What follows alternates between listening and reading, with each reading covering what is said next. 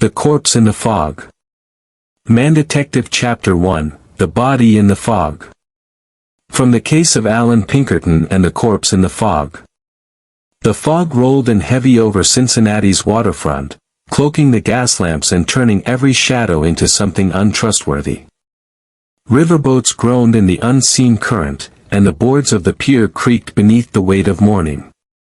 It was near dawn when a police constable stumbled upon the body. Slumped beside a stack of iron cargo crates, the corpse was fully clothed, its coat soaked with dew and river mist, hat still perched oddly on its head. No blood. No weapon. No obvious wound. Just a dead man sitting cross-legged, as if he'd fallen asleep and forgotten to breathe. When the local authorities were unable to identify the man, or explain the strange parchment found sewn into the lining of his overcoat, they called for someone outside their ranks. That someone was Allan Pinkerton. It was mid-morning when the famed detective stepped off the train. His reputation had preceded him, even the stationmaster paused his ledger to glance up in awe. At 54, Pinkerton carried a weariness around his eyes but a sharpness in his step that suggested the embers of his prime had not yet cooled. He wore a thick black coat, scarf knotted tight, and a simple bowler hat dusted with soot from the engine. Waiting at the station was Captain Isaiah Morrow of the Cincinnati Watch Committee, a stout man with a scar bisecting his upper lip and the look of someone more accustomed to orders than to explanations. "We appreciate you coming, Mr. Pinkerton," Morrow said, shaking hands firmly. "But I should warn you, this one's strange." "Strange how?" Pinkerton asked, already walking. "No name, no injuries. Looked peaceful at first glance. But something in the way he was sitting, too stiff, too arranged. Like he knew he was going to die." They arrived at the city morgue minutes later. The room was cold, not for preservation but due to the creeping November air that leaked through the walls. The body lay beneath a linen sheet. A single gas lamp burned above. Pinkerton approached with little ceremony, pulling back the cloth. The man was in his early 40s. Clean-shaven. Weathered cheeks. Calloused hands. Working class, but his coat was expensive, tailored, not off a rack. Most peculiar was the wax seal on the inside of the inner pocket. It had been broken, and the contents removed. Captain Morrow handed Pinkerton a folded square of aged parchment, encased in an evidence pouch. "Found this stitched behind the lining," Morrow said. "Our boys think it's a train map." Pinkerton studied it carefully. It was not a train map. At first glance, it showed the outline of a field and river bend, but no modern markers. The ink was faded, but over the top, handwritten in military scrawl, were 3 words. "Camp Vicksburg, 1864. Pinkerton blinked. "This can't be right." "Why not?" Morrow asked. "Because Camp Vicksburg was a Confederate prison site during the Civil War," Pinkerton replied. "And it was destroyed by retreating forces. No confirmed location. No records. Some say it was a myth. And yet someone died carrying this," Morrow said. Pinkerton's thoughts raced. He'd worked cases during the war. Knew the names of vanished regiments. Heard whispers of Southern prison camps used to conceal stolen Union gold, secret letters, or worse. A forgotten Civil War site resurfacing now. It didn't feel coincidental. "Have we confirmed who he is?" Pinkerton asked. Morrow shook his head. "No identification. No initials in the clothes. But there's a tailor's mark on the inside hem, R. Denning, New Orleans." That narrowed things slightly. Pinkerton jotted it down. "What else was found on him?" "A train stub from Memphis," Morrow replied. Departed 3 days ago. No luggage, no booking under his appearance. The conductor doesn't recall him. Who found him? Dockhand named Carson. Swears he saw the man sitting there when he passed at midnight. Thought nothing of it. Came back 3 hours later, same position, same posture. That's when he realized something was off. Pinkerton studied the dead man again. There was something peculiar about the posture. Rigid. Elbows tucked just so. Hands clasped gently in the lap. Like a soldier awaiting orders. He returned to the map.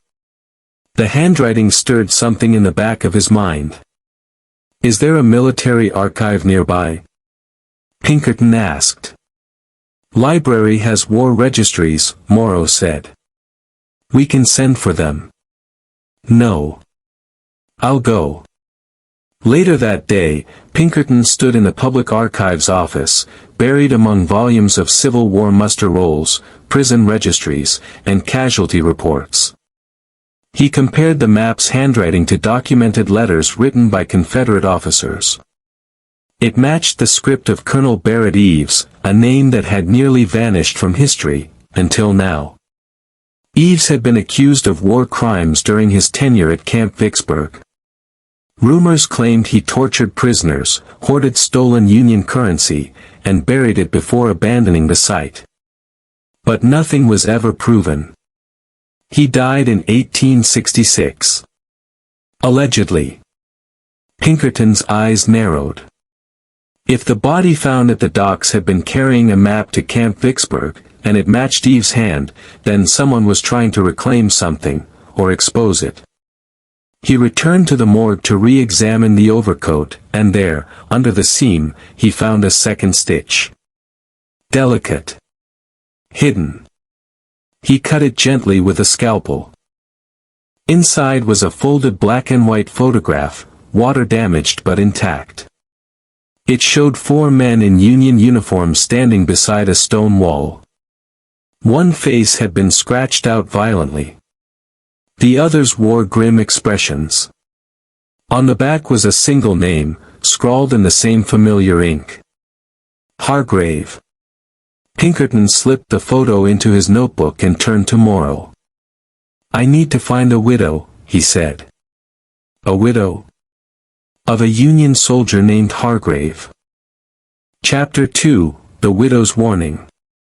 The Hargrave name wasn't common, but it also wasn't unique. In post-war Cincinnati, several families had buried sons and husbands with that surname. Pinkerton began at the city's military archives, requesting all known Union enlistees bearing the name. 2 stood out: Samuel Hargrave, a private in the 3rd Ohio Infantry, listed as missing in action since 1864, and Major Byron Hargrave, declared dead in a Confederate prison that same year. Pinkerton's instincts leaned toward Byron. Further inquiry led him to a modest cottage on the city's north edge. Snow rimmed the windows, and smoke curled lazily from the chimney. A rusted flag holder jutted beside the door, empty. The name on the mailbox read, Mrs. Eliza Hargrave. She answered with suspicion in her eyes, her frame straight despite age. Widowhood had not bowed her spirit. She wore mourning black, but it looked more like armor than grief. You're not from the army, she said after a long silence. No, Pinkerton replied. But I'm here about your husband. She did not invite him in. Instead, she stepped onto the porch, wrapping her shawl tighter. You're 50 years too late. I'm sorry to disturb you, but something's resurfaced. A man was found dead. He carried a photograph, your husband is in it. She stared. Alive? She asked softly. No. The man was a stranger. But the picture he carried bore your husband's name. 3 soldiers beside a scratched-out face. I believe it connects to something buried at a place called Camp Vicksburg.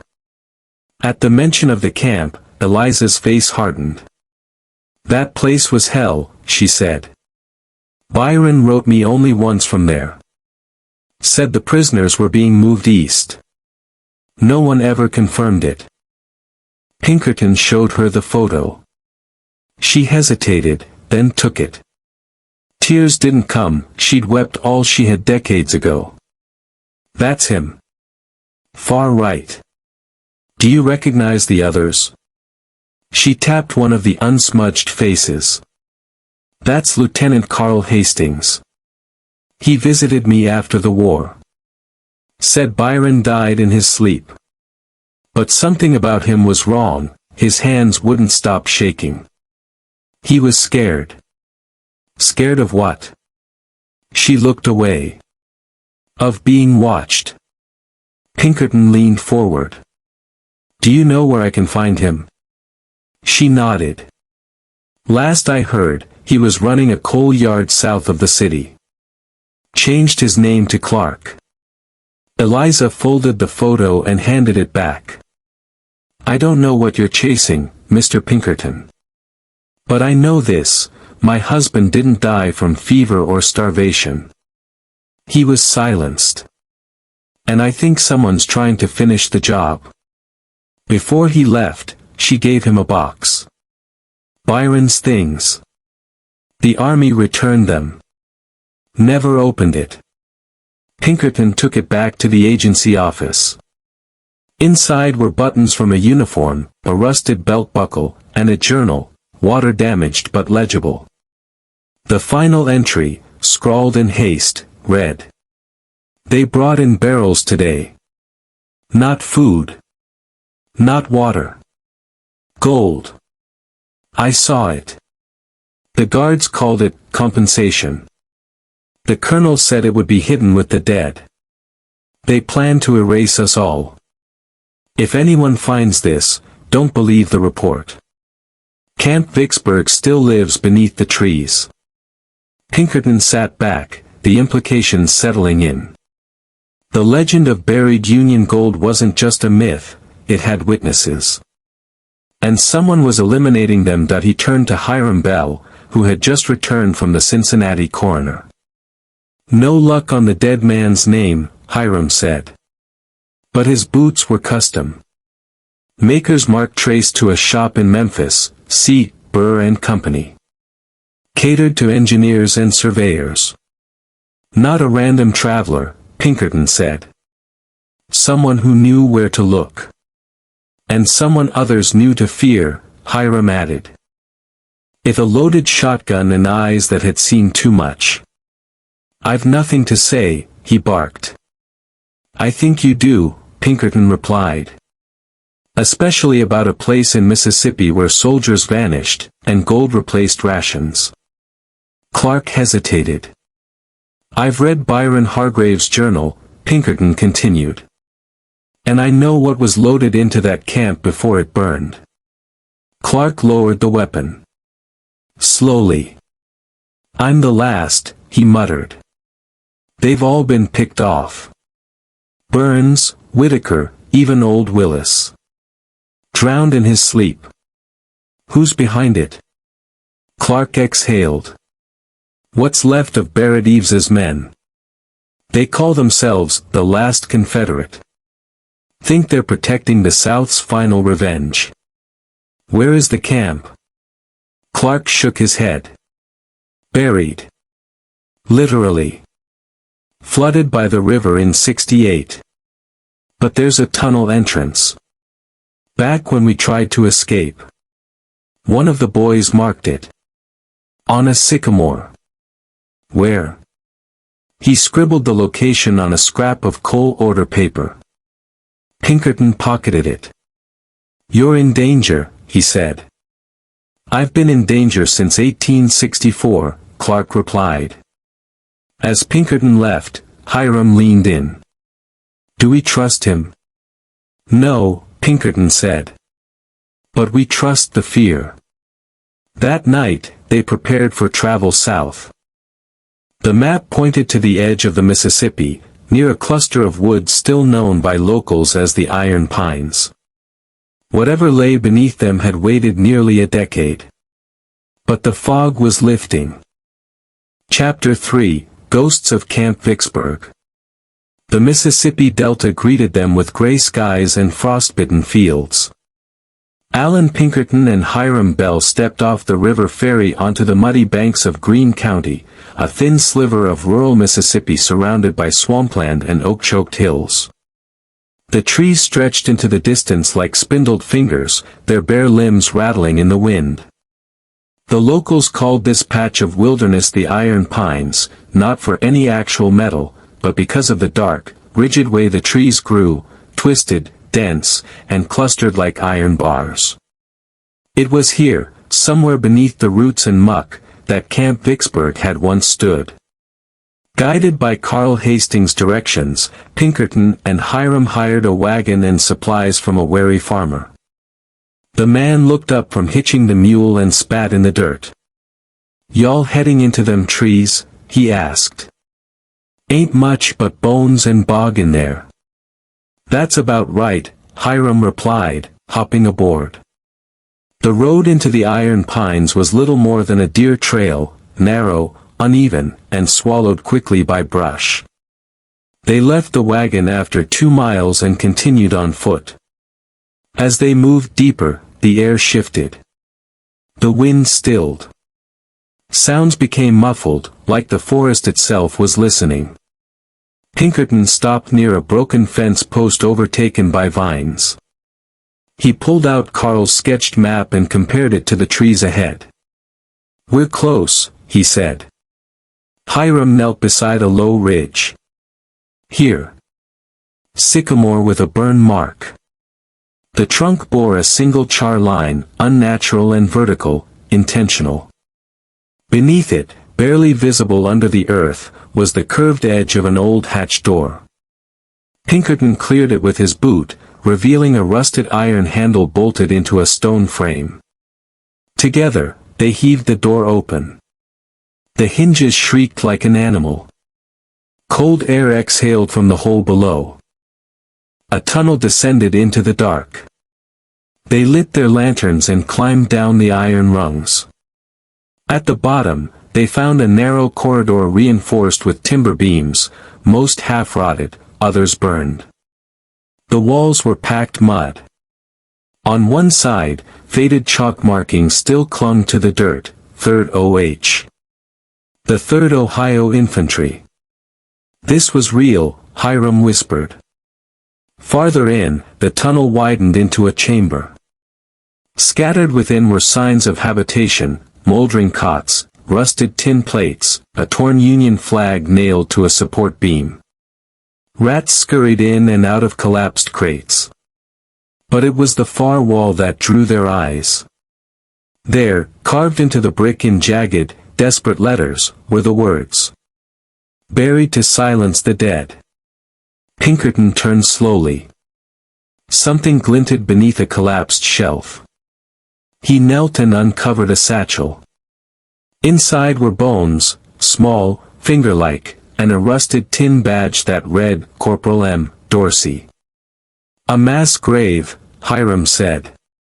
"And not from battle." Pinkerton nodded grimly. They didn't want survivors. Suddenly, a sound echoed from the tunnel behind them. Footsteps. Then silence. They doused the lanterns. The darkness swallowed them whole. In the black, Pinkerton drew his revolver and crouched.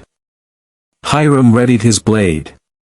They listened, breaths shallow, muscles still. A voice called from above the hatch, "This is your last chance, Mr. Pinkerton. Leave the dead to their peace." Another voice answered, "They already disturbed it." Then came the hiss of oil. And the roar of flame. A Molotov torch crashed into the chamber entrance, igniting the dry timber. Fire bloomed instantly.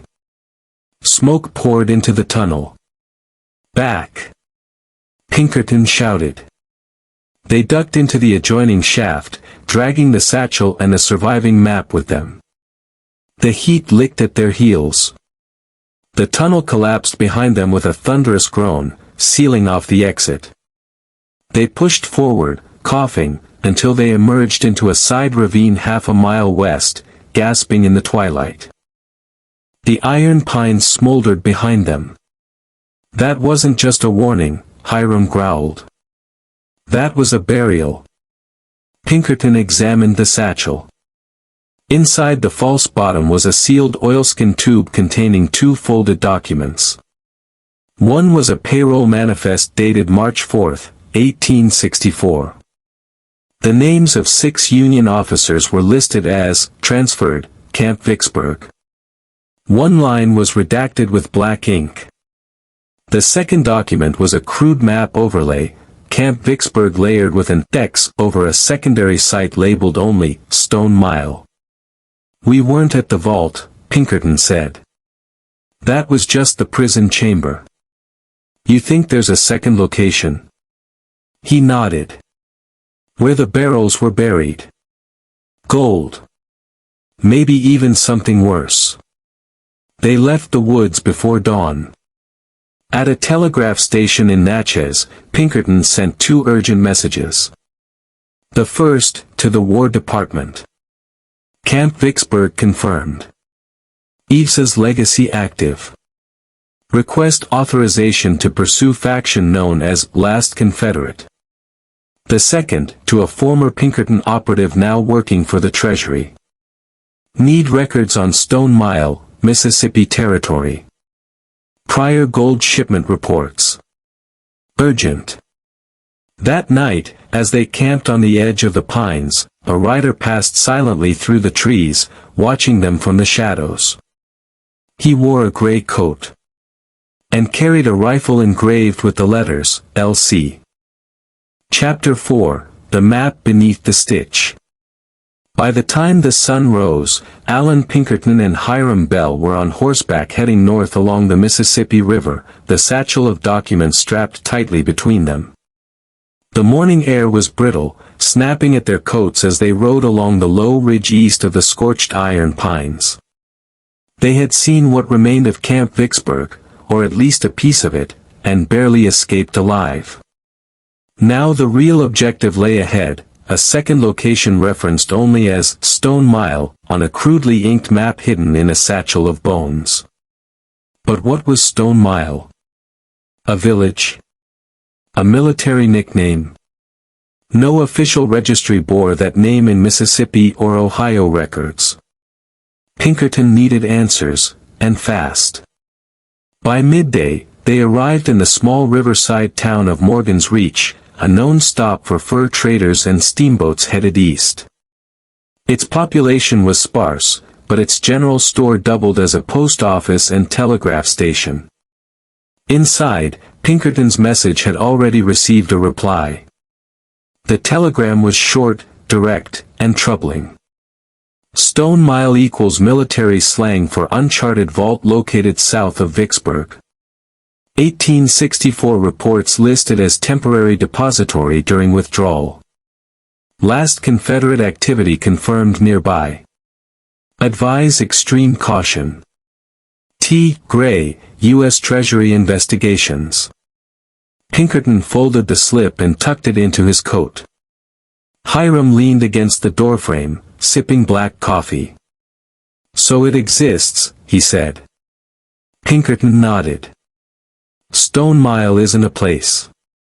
It's a code name, used by Confederate officers. A movable cash point. Possibly for payroll gold, possibly for something else." Hiram drained the cup. "Buried deep enough, even history forgets." Pinkerton stared out the window toward the gray fog curling across the treetops. "But not everyone forgets." That afternoon, they followed a path described in the oilskin overlay. It led south into a rocky bluff known locally as Shepherd's Hollow, a region of ancient stone quarries and abandoned miners' camps. The land was uneven and wind-scoured, with gullies where old carts and rusted rails still sank into moss. At the center of the hollow, between 2 limestone ridges, they found it. A slab of stone 10 feet wide and flush with the earth, half covered in brambles. On the surface was an etched mark, a Confederate crest, nearly faded smooth by time. Pinkerton knelt beside it. It's not just a lid. It's a vault door. With iron rods from their gear pack, they dug along the edges, eventually finding a hinge assembly cleverly disguised with gravel and earth. After hours of work, they heaved the door open. Beneath it was a spiral stone stairway descending into pitch darkness. Hiram lit a lantern. Ladies first. Pinkerton cracked a grin and descended. The chamber below was dry, somehow preserved despite years underground.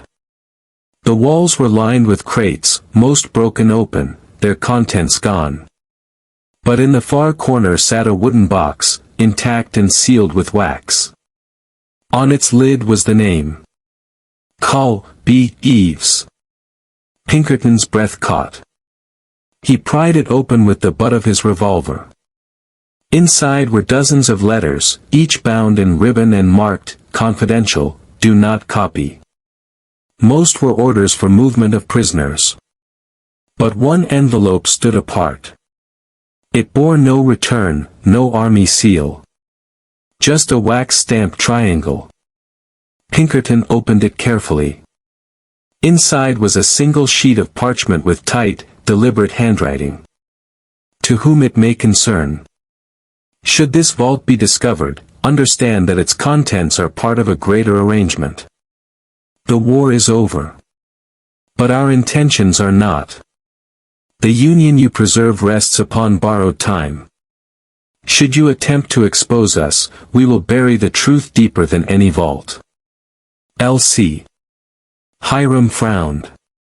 L.C., last Confederate? No, Pinkerton said, eyes narrowing. This signature, it isn't initials. It's a title. You mean, someone still commanding them? Exactly. The implication sent a chill deeper than the autumn air ever could. As they examined the rest of the vault, they found an old medical chest, inside, a sealed glass vial filled with a clear substance and labeled, Camp Virginia, 1863, test sample. Poison? Hiram asked. Or worse, Pinkerton replied. This isn't about gold. It never was. Footsteps echoed above. Both men froze. They extinguished the lantern and drew their weapons. The hatch slammed shut. Locks clattered into place. A voice drifted down from the surface. Calm.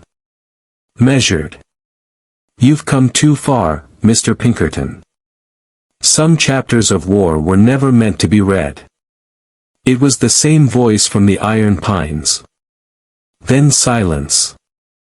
Pinkerton stepped to the vault wall and tapped the stone, listening. On the eastern side, he heard the faintest hollow knock. A weak point. We dig, he said. With what? Hiram asked. Pinkerton tossed him a rusted bayonet from the debris pile. Time, he said, is not on their side. And they began. Chapter 5, The Man Who Knew Too Much. The tunnel wall crumbled under the pressure of their makeshift tools. Minute by minute, Pinkerton and Hiram carved into the eastern limestone, scraping away at the centuries-old silence that sealed them within the vault. Dust choked the air, and the temperature dropped with each foot they advanced into the cold belly of the earth. After nearly an hour, Hiram struck something soft, a hollow pocket behind a brittle patch of stone. He drove the bayonet deeper, and with a shuddering crack, the wall gave way. Daylight spilled through the new opening. They pushed their way into a narrow fissure, some sort of maintenance corridor, clearly not part of the original vault. Someone built this later, Pinkerton muttered. Maybe as an emergency exit. Or a smuggler's crawl. They emerged from the passage into the tree-line of Shepherd's Hollow. The sun had already begun to dip below the horizon, casting long shadows across the quarry. They were free. But they were not alone. From across the glen, a rider broke from the trees. His horse kicked up dry leaves as he galloped straight toward them. The man wore a black duster and a Confederate cavalry hat, chin wrapped in a gray scarf. A rifle was slung across his back. Pinkerton raised his revolver. "Hold!" The rider slowed, reined in his horse, and raised both hands. "I'm not with them," he shouted. "Name's Jonas Brack. I was with the 6th Tennessee until '65. I used to dig graves for Colonel Eves." "Then you've got 10 seconds to explain why you're here," Hiram snapped, leveling his weapon. "I got letters," Brack said, dismounting slowly. "From the others. The ones who didn't die in the camp. They kept in touch, coded notes, updates, warnings. I burned most of them. But one came 2 weeks ago. Told me someone was reopening the vaults. Said to find Pinkerton." Pinkerton lowered his revolver slightly. "And why would they write to you?" "Because I helped hide what they buried." Brack reached into his saddlebag and produced a folded, grease-stained sheet. It was a page from an 1865 military requisition log, an inventory of crates transferred out of Camp Vicksburg days before its supposed destruction. Scribbled in the margin was a phrase. "Black vials. Not to be disturbed. Reaper class." Pinkerton examined the note. "What were they?" Brack swallowed hard. "I don't know exactly. Just that they were kept separate. Locked inside lead-lined barrels. The guards feared them. Called them silent killers. Said they were meant for something called Operation Closure." "Was this sanctioned by the Confederacy?" Hiram asked. Brack shook his head. "No. This came from higher. From the people Eves met in Richmond behind closed doors. Foreigners sometimes. Always well-dressed. They didn't fly flags." "Mercenaries?" Pinkerton asked. "Worse," Brack said. "Bankers." The mention drew silence. Pinkerton folded the paper and slipped it inside his coat. "Then it's not just history they're protecting, it's investment." Brack nodded. "I figure they've been watching The Last of Us die off. Quietly. Cleanly. But now you've stirred it all back up." A distant crack echoed through the trees. A rifle. Brack stumbled forward, blood spilling from his side. He fell against the saddle. "Go," he gasped.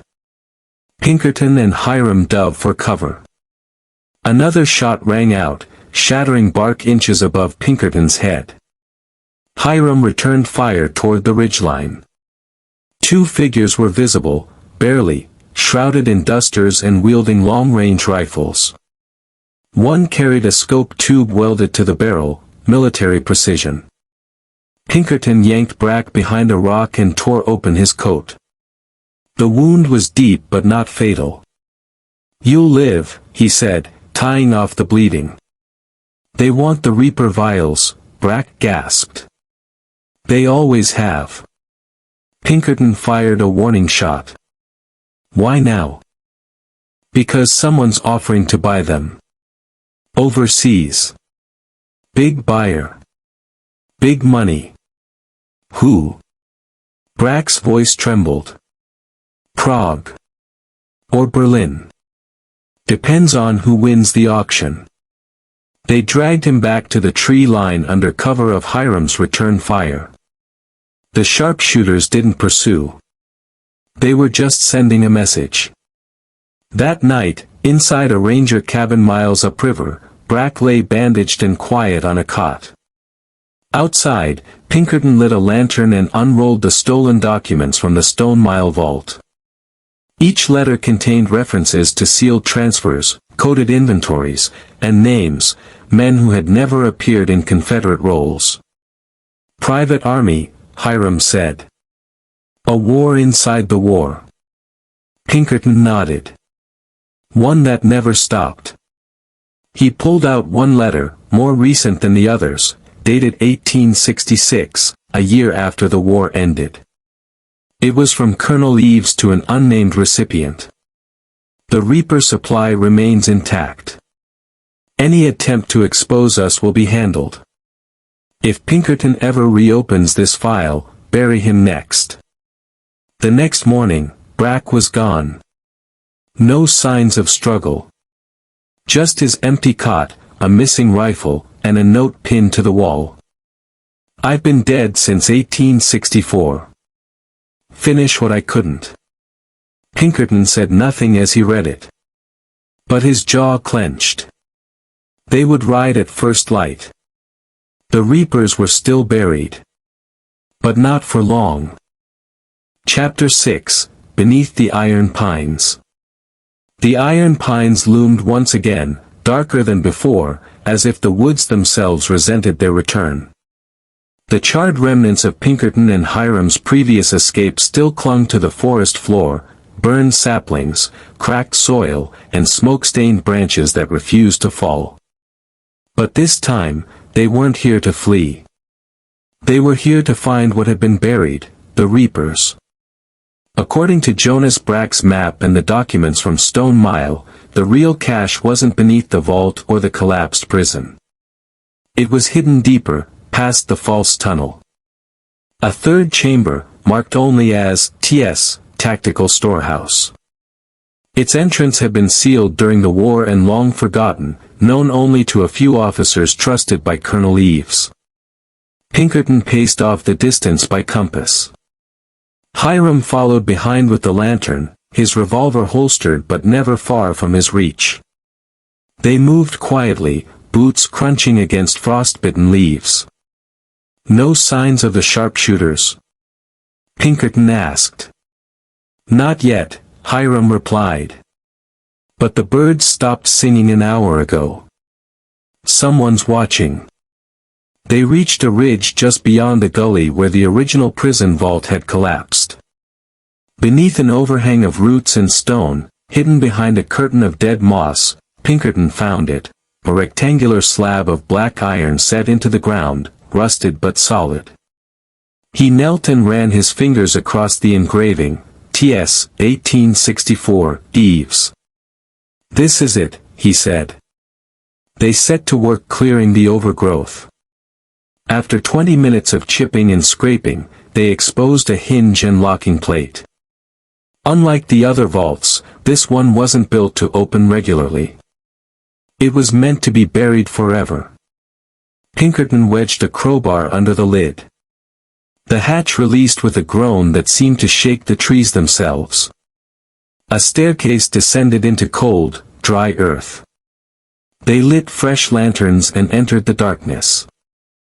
The air changed instantly, still, musty, but without rot. Whoever had designed the storehouse had used thick mortar and layered stone, preserving everything inside. At the bottom, they stepped into a long corridor of reinforced brick. Shelves lined the walls, packed with iron crates. Stenciled in white across each, Reaper and a number. 10 crates, Hiram said. All intact. Pinkerton opened the nearest one with caution. Inside were 3 glass vials, sealed with wax and suspended in a thick gel lining. The contents were colorless, viscous. Beside them, sealed in a metal envelope, was a folded document. Property of Closure Initiative. Exposure causes irreversible respiratory and neurological collapse within hours. Not to be deployed without high command authorization.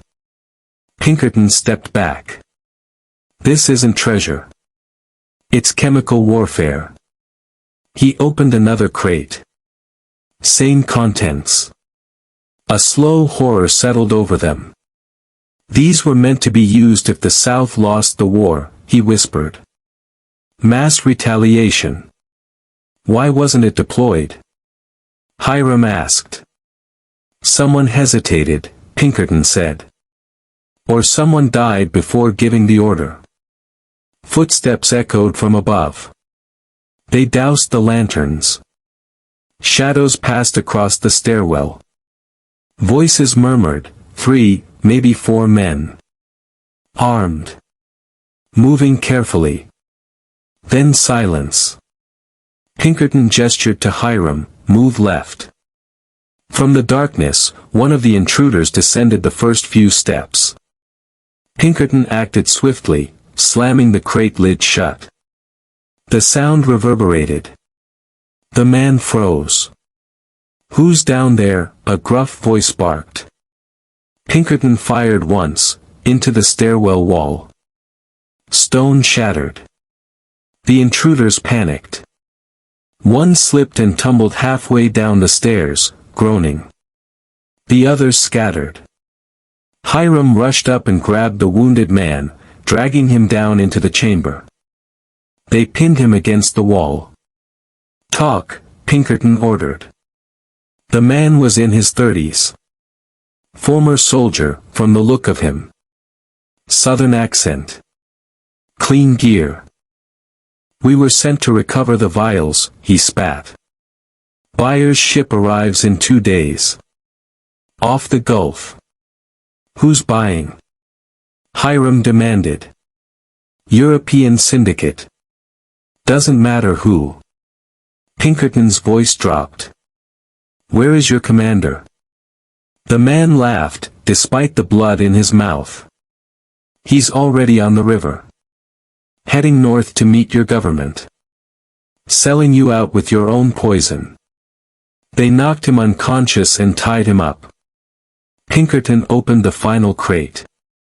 Inside, instead of vials, was a journal, wrapped in oilskin. It was Colonel Eve's personal log. He read the final entry aloud. We've buried more than the Union could imagine. But I fear the cost. These weapons were never for victory, they were for leverage. If we disappear, the next war begins without us. If these fall into the wrong hands, may God forgive us. Pinkerton exhaled. Then it's leverage they want. And it's leverage we'll take, Hiram said. They resealed the vault, hid the stairwell, and marked the surrounding trees with Pinkerton tags, known only to trusted operatives. The plan was clear, intercept the buyer. Expose the syndicate. And dismantle what Colonel Eves had left behind, before someone ignited the next war with the dust of the last. Chapter 7, The Last Confederate. The sun had not yet risen over the muddy banks of the Mississippi when Allan Pinkerton and Hiram Bell boarded a shallow-hold steamer under assumed names. Their destination, Bay St. Louis, a quiet Gulf port town just east of New Orleans.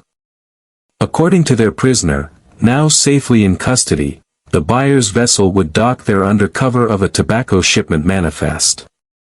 The vessel's name was the Aloan, a French-built cargo ship repurposed for discreet transfer of non-declared goods. On board would be crates falsely marked as agricultural equipment. But Pinkerton knew better. Inside those crates were vials. Vials born of war, now being traded in peacetime. From the moment they stepped onto the wharf, Pinkerton sensed the tension. The coastal fog hung low over the water like a shroud, muting sound and cloaking movement. Dockhands whispered, and armed men paced the loading bays without uniforms or badges. The last Confederate was here. But they weren't just soldiers anymore. They were brokers. With hours to spare, Pinkerton visited the Bay St. Louis telegraph office and transmitted a ciphered message to federal agents in New Orleans. Coordinates match Stone Mile documents. Reaper cargo loading Aloan. Buyer likely foreign intelligence. Immediate interception required. Prepare blockade. A. Pinkerton. He received no reply. They were on their own. Back at the docks, Hiram returned with news. The shipment is staged in Warehouse 6. Crates labeled for export. But here's the twist, they're guarded by mercs.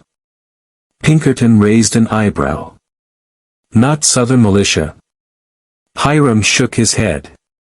Hired guns. Could be Pinkertons who sold out.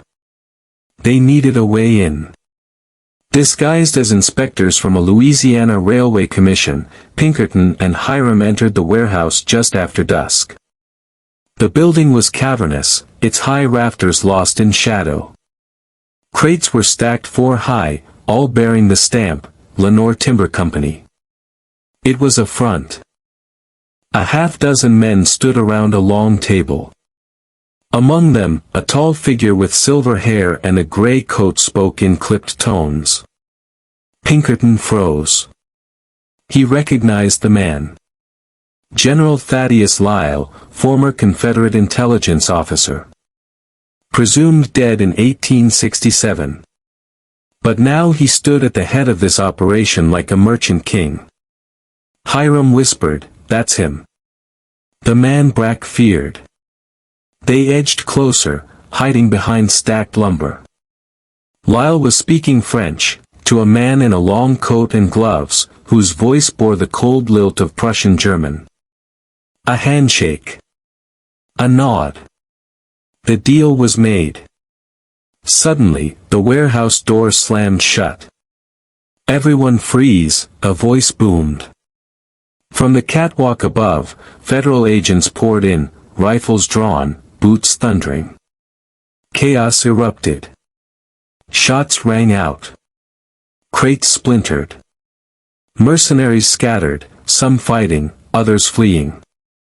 The Prussian buyer was dragged away in cuffs, shouting legal threats in broken English. Pinkerton ducked as bullets cut the air around him. Hiram returned fire, striking a fleeing guard in the leg. Lyle bolted through the side exit. Pinkerton gave chase. Through alleys and narrow brick passages, past sleeping fishing boats and fishmongers' crates, they ran until finally, Lyle turned into a dead-end courtyard. Breathing hard, he turned to face Pinkerton.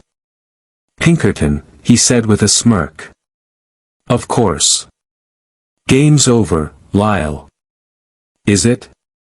He raised his hand slowly. "The government will silence all this, you know. The Reapers, the Vault, even my name. Too dangerous. Too embarrassing." "They won't need to," Pinkerton replied. "You're not walking away."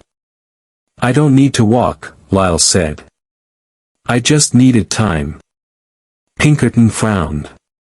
Suddenly, Lyle lunged, not at Pinkerton, but at a small detonator wired to his wrist. Pinkerton fired. The shot rang out.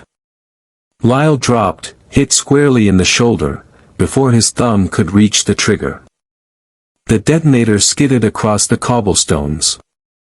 Backup arrived seconds later. Lyle was arrested, bleeding and swearing loyalty to no flag but legacy. Back at the warehouse, federal officers secured the vials. Elise Lenz, the chemist and niece of Johann Lenz, had been flown in secretly from the north to confirm identification. She opened one carefully, examining the translucent substance within. "It's real," she said. "And volatile. Even a minor leak could kill a city block." That night, Pinkerton sat on the edge of the pier, coat drawn tight, pipe in hand. Hiram joined him. "One last ember of a war long gone," Hiram said. "No," Pinkerton replied. "It was never about the war. It was about the illusion of it. A tool to build power in the shadows. What happens now?" Pinkerton gazed out at the waves. "We dismantle what's left. One vault, one lie, one ghost at a time. The Reapers would be incinerated under federal supervision. The documents would vanish into locked drawers. But the truth? It now lived inside Pinkerton's mind. And he had one chapter left to close. Chapter 8, A Debt Buried Deep. The days after the seizure of the Reaper vials passed in silence. No headlines. No proclamations. The U.S. government quietly buried the incident beneath classified orders and sealed manifests. There would be no trials. No news of General Thaddeus Lyle. The Elohim disappeared from public logs. As far as the world knew, nothing had happened. But Allan Pinkerton knew better. He stood alone beneath a snow-laced oak in Westwood Cemetery, Cincinnati. A new headstone had been erected, plain granite, unadorned. It bore a name few would remember. Byron Hargrave. Major, Union Army. Lost, not forgotten. Pinkerton removed his hat. He thought of the photograph tucked in his coat pocket, Hargrave and his men beside a wall in Camp Vicksburg. The last honest record of those who had tried to do right amidst a war designed to keep them blind. A quiet footstep broke the air behind him. Hiram approached with a sealed envelope. "It came this morning," he said. Pinkerton opened it. Inside was a single piece of parchment, yellowed but fresh. Some debts can be forgiven. Others must be buried. But all leave a shadow. L.C. Hiram frowned. "He sent this from custody." "No," Pinkerton murmured. "This handwriting isn't Lyle's." "Then who?" Pinkerton folded the paper slowly. "There's still someone out there. Someone above him. Lyle wasn't the architect. Just a keeper." He turned away from the grave. "There are more vaults." Hiram didn't ask how he knew. They walked back toward the road where a black carriage waited. Elise Lenz stood beside it, arms folded. "They've approved my lab to handle the vial destruction," she said. "Each one will be logged, burned, and neutralized." "Good," Pinkerton replied. "That poison was never meant to outlive the men who made it." As the carriage pulled away, Pinkerton watched the city pass by. Cincinnati was no longer a battlefield. But in backrooms, ledgers, and telegraph lines, the war's legacy lived on, in silence, in secrets, in the debts written in blood. At his office, Pinkerton reviewed the full ledger. The fake freight labels. The encrypted orders. The testimony from Brack. None of it could ever see the light of day. The government courier arrived precisely at 7 p.m. Pinkerton handed over a sealed trunk, chained and stamped. "Destroy it all." The man nodded and left without a word. As the fire crackled in the hearth, Pinkerton opened a fresh journal. He titled the case file, "The Fog Man and the Southern Debt." His first line read, "This was not justice. This was a warning." He set his pen down. And poured himself a drink. Later that night, alone in his study, Pinkerton returned to the one object he had not surrendered, the photograph of the 4 soldiers. He flipped it over. The scratched-out face had always bothered him. But under lamplight, a faint etching was now visible under the black mark. He carefully shaded it with charcoal and thin paper. The letters revealed themselves. C. Eves. It hadn't been an enemy scratched from memory. It was the commander himself, Colonel Barrett Eves. He had hidden among his own men. Removed himself from records. Buried the evidence. Pinkerton whispered, "You vanished yourself, so no one would ask the final question." He rose, took the photograph, and placed it inside his private safe. Not to be destroyed. To be remembered. Because some stories didn't end. They waited. In silence. In shadow. In fog. And Pinkerton would be there when the next one surfaced.